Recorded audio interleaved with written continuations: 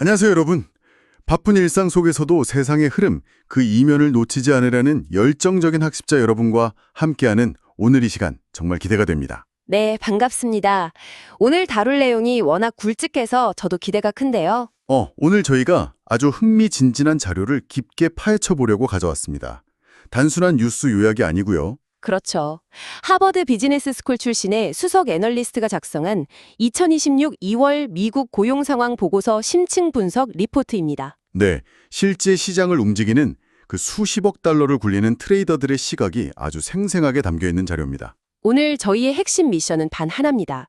이번 고용 지표의 하락이 과연 고용 시장의 진정한 구조적 균열을 의미하는 것인지 아니면 단순한 일시적 노이즈에 불과한 것인지 파악하는 겁니다. 복잡한 숫자나 거시경제 이야기 약간 머리 아프실 수도 있지만요.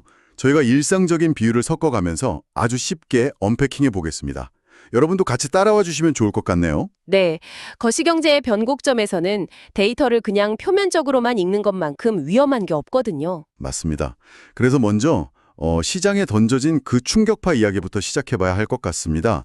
2월 비농업 취업자 수, 그러니까 NFT 쇼크요. 헤드라인 숫자부터가 시장의 예상을 완전히 빗나갔죠. 네, 무려 9만 2천 명이나 감소했습니다. 1월에 12만 6천 명 증가했던 거랑 비교하면 진짜 말 그대로 수직 낙하를 한 건데요. 실업률은 4.4%로 전월 대비 보합이거나 아주 소폭 상승하는 수준에 머물렀지만요.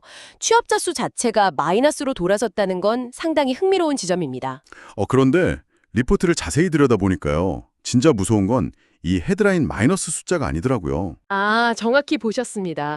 시장을 진짜 공포로 몰아넣은 건 바로 하향 조정, 그러니까 리비전 데이터입니다. 12월이랑 1월 수치가 합쳐서 총 6만 9천 명이나 하향 조정됐죠. 네, 맞습니다. 특히 12월 데이터 같은 경우는 기존의 완만한 증가세에서 아예 마이너스 1만 7천 명으로 방향성 자체가 수정 확정되어 버렸어요. 그게 확정됐다는 게 어떤 의미인 거죠? 이게 내포하는 거시적 의미가 굉장히 무겁습니다. 미국 경제가 시장이 생각했던 것보다 훨씬 이전인 작년 연말부터 이미 고용 위축 국면에 들어섰을 수 있다는 뜻이거든요. 갑자기 발생한 쇼크가 아니라 구조적 신호다. 네, 수개월간 누적된 하향 추세가 이제야 표면으로 드러났을 확률이 높다는 겁니다. 그럼 세부 업종별 상황은 어떤가요? 보건의료 부문에서도 2만 8천 명이나 감소했던데 이것도 구조적인 문제로 봐야 할까요? 그 부분은 조금 다르게 보셔야 합니다. 보건의료 쪽 감소는 대규모 파업이라는 특수한 일시적 요인 때문이거든요. 노이즈 성격이 짙다는 말씀이시군요. 파업이 끝나면 다시 돌아올 일자리들이니까요. 맞습니다. 진정 문제는 연방정부에서 1만 명, 그리고 정부기술, 즉 IT 섹터에서 1만 1,000명이 감소했다는 사실입니다. IT랑 정부 부문의 감소요? 네, 이 하락세는 일시적인 게 아니라 지속적인 구조적 하향 추세로 명확히 구분해서 보셔야 합니다. 혁신을 주도하던 IT 기업들이 채용을 줄이는 걸 넘어 구조 조정을 하고 있다는 건 진짜 실질적인 증거네요. 기업들이 다가올 수요 위축에 대비해서 본격적인 마진 방어 체제로 돌입했다는 뜻이죠. 근데 여기서 청취자 여러분도 약간 의아해 하실 만한 포인트가 나옵니다. 방금 마진 방어라고 하셨잖아요. 일자리가 줄어들면 사람 구하기가 쉬워질 테고 그럼 자연스럽게 임금도 떨어져야 하는 거 아닌가요? 직관적으로는 그렇죠. 전통적인 경제학 상식입니다. 그런데 리포트 데이터는 완전히 모순되더라고요. 고용은 9만 명 넘게 줄었는데 시간당 평균 임금은 전월 대비 0.4%, 전년 동기 대비 무려 3.8%나 상승했습니다. 바로 그 기형적인 구조가 현재 기업들을 옥죄고 있는 가장 큰 문제입니다. 리포트에서는 이걸 스태그플레이션의 그림자라고 표현하면서 강하게 경고하고 있죠. 스태그플레이션의 그림자요? 수요 감소로 매출 둔화를 겪는데 인건비는 계속 오르는 이중고를 겪고 있다는 거군요. 맞습니다. 매출은 안 나오는데 고정 비용인 임금은 계속 오르니까 잉여 현금 흐름이나 마진율이 꽉 쥐어짜이는 압착 상태가 되는 겁니다. 이건 주식시장 입장에서 기업들의 실적 훼손으로 직결되는 치명적인 요소죠. 고용 한파 속에서 임금이 치솟는 이유가 뭘까 찾아봤더니 인구 통계적인 변화가 있더라고요. 네, 이번 달부터 새로운 인구 추계 방식이 도입됐죠. 노동 참여율이 62.0%로 하향 조정됐습니다. 일할 의지가 있는 생산 가능 인구 파이 자체가 줄어들었다는 뜻이잖아요. 그렇습니다. 노동 참여율 하락은 노동 공급 자체가 굉장히 타이트해졌음을 의미합니다. 사람이 귀해지니 기업들은 더 비싼 돈을 주고 사람을 써야 하는 환경이 뉴노멀로 굳어지고 있는 셈입니다. 이걸 큰 그림, 그러니까 거시적 관점의 연준 딜레마로 연결해보면 진짜 복잡해지네요. 맞아요. 그게 바로 연준의 고차 방정식입니다. 과거 같았으면 NFP가 이렇게 쇼크 수준으로 나오면 연준이 바로 금리 인하 버튼을 눌렀을 겁니다. 경제 살려야 하니까요. 그런데 지금은 고용 지표가 나빠도 임금에서 비롯된 인플레이션 압력이 너무 강하니까 물가를 잡아야 하는 연준 입장에서는 즉각적으로 금리를 내리기가 어려운 겁니다. 아, 이러지도 저러지도 못하는 상황이군요. 이 연준의 딜레마가 월스트리트의 심리를 완전히 바꿔놓고 있는 것 같습니다. 어떻게 바뀌었죠? 과거 몇 년 전만 해도 시장에 참 기묘한 공식이 있었잖아요. 배드 뉴스가 굿 뉴스라는 공식이요. 아, 고용 지표가 나쁘게 나오면 오히려 증시가 환호했던 그 시절 말씀이시군요. 네, 지표가 나쁘면 아싸 연준이 금리 내리겠구나 하면서 주식시장이 유동성 기대감에 올랐었죠. 하지만 이번 리포트는 아주 명확한 경고를 던집니다. 이제 그 시대는 끝났다고요. 패러다임이 전환된 거군요. 취업자 수가 마이너스로 돌아선 현 시점에서는 더 이상 나쁜 뉴스가 좋은 뉴스가 아닙니다. 그냥 나쁜 뉴스는 진짜 나쁜 뉴스인 거네요. 정확합니다. 고용 감소가 곧 기업 실적 악화로 이어질 것이라는 경기 침체 그 자체의 공포가 시장을 덮치고 있는 겁니다. 금리 조금 내린다고 실적이 박살나는 상황을 커버할 순 없으니까요. 듣고 보니 이 거대한 파도 속에서 실제로 돈을 굴리는 트레이더들은 어떤 전략을 짜고 있을지 너무 궁금해집니다. 리포트의 각 데스크들 액션 플랜이 아주 상세히 나와 있죠. 네, 저희가 이걸 하나씩 언패킹 해보겠습니다. 먼저 주식이나 선물 트레이더들은 이 리스크를 어떻게 프라이싱하고 있나요? 일단 주식 트레이더들은 철저하게 방어 태세로 전환하고 있습니다.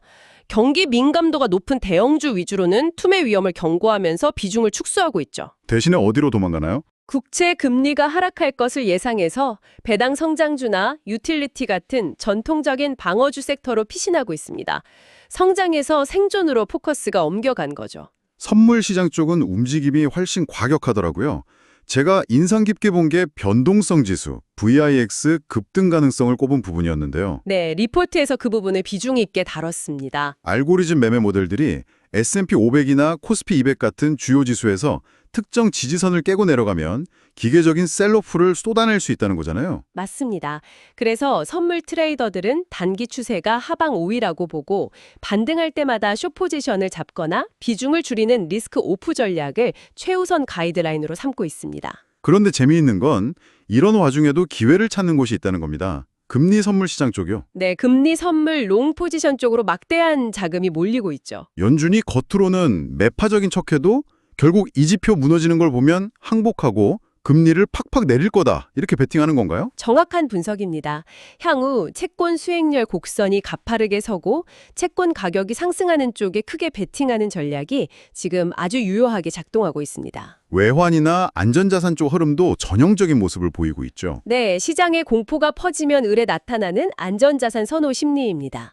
달러 약세 압력이 있긴 하지만 침체 공포가 커지면 금이나 일본 엔화 쪽으로 자금이 확 쏠릴 수 있다는 전망이 있더라고요. 침체 리스크와 인플레이션 리스크를 동시에 방어하려면 달러보다는 금이나 엔화가 훌륭한 해지 수단이 되니까요. 이제 가장 복잡하면서도 현재의 공포를 적나라하게 보여주는 파생상품, 옵션 시장 이야기를 좀 해봐야겠습니다. 네, 사실 지금 기관들이 느끼는 공포의 크기는 옵션 시장에서 가장 확실하게 나타납니다.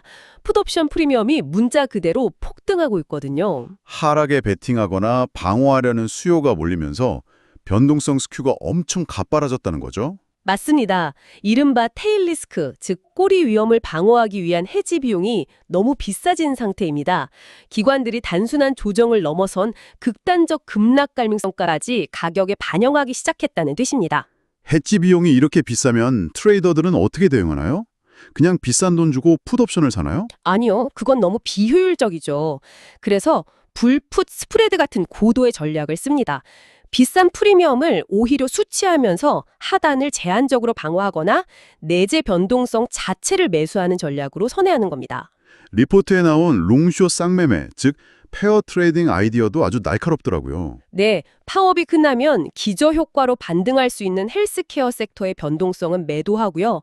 반대로 구조적 고용 감소 탓에 밸류에이션 리레이팅이 뼈아프게 들어갈 수밖에 없는 IT 섹터의 변동성은 매수하는 전략이죠. 아주 스마트한 접근입니다. 자, 이렇게 오늘 방대한 리포트를 함께 탐구해봤습니다.